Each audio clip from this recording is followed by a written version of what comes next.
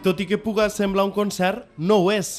Els ebrencs txec han escollit la platja del Trabucador per gravar l'últim dels seus videoclips, un cant a la llibertat que porta per títol Batecs i que ha comptat amb el suport popular d'un centenar de persones. Molt xulo, la lluita per la independència, pel futur del nostre país, amb Xai, que és encara més bonic, un grup de la terra.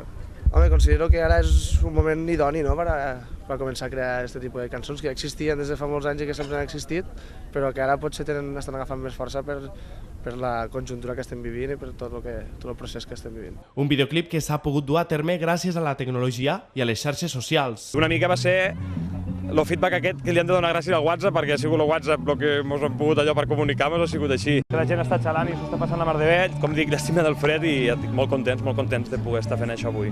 La gravació s'ha allargat durant prop de 24 hores.